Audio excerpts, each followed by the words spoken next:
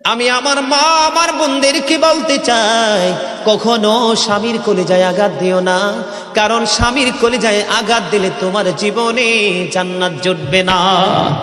আজকে আমাদের সমাজের মধ্যে এরকম অনেক লোক দেখা যায় বন্ধু, নববধূ ঘরে রেখে কোথাও হারিয়ে যায়, অচিন দেশে হারিয়ে যায়।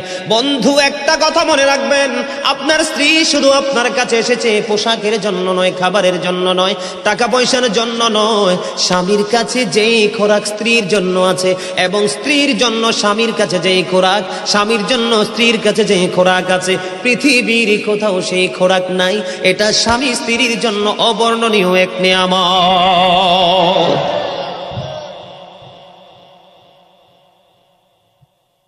মনু হাসতাছো কি ফিন্নি? কি হইছে?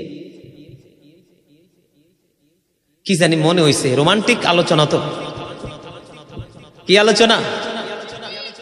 আরে ভেরি ফ্যান্টাস্টিক, ঠিক কেন বলে? আরো জোরে না রে ভাই।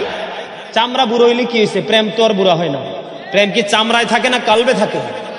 কালবে থাকে। বুঝতে হবে তো।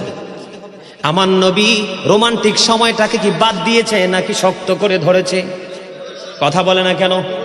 স্বামী স্ত্রীর মধ্যে যে প্রেমের আবেগ ঘন মুহূর্ত তৈরি হয় রে 14 গ্রামের যুবক, আমার দাদা ভাই যারা বুড়ো হয়ে গেছে, এখনো দাদু দুনিয়ার বুকে বেঁচে আছে, এখনো যদি দাদু যদি এক খিলি পান তোমাকে মজা করে বানায়া দেয়, পান চিবাইতে চিবাইতে তোমার ঠোঁটগুলো লাল হয়ে গেল, জিহ্বাটা লাল হয়ে গেল, আর দুজনের মধ্যে আবেগ ঘন মুহূর্ত তৈরি হলো।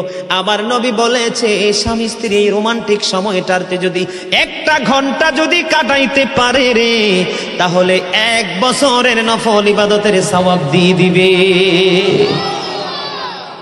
আমার নবী আমলের জন্য কি স্বামী স্ত্রীর প্রেম কি অস্বীকার করলো নাকি শক্ত করে বেঁধে দিল? এরে যুবক, বউকে কষ্ট দিও না। স্বামী স্ত্রী যদি কিয়ামতের দিন কমপ্লেইন করে, তুমি যত বড় মোল্লা সাহেব হাজী সাহেব হন, নসিবই জুটবে না।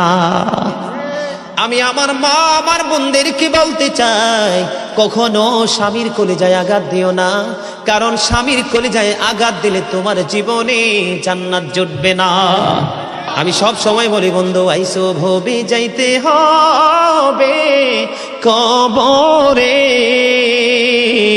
হিসাব নিকাশ দিতে গো হবে হাসরে। আল্লাহুম্মা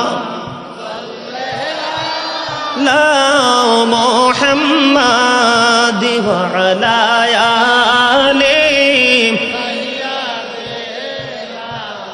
মুহাম্মাদ ওয়া আলা আলি মুহাম্মাদ। কারে বাবারি কারে বাঘ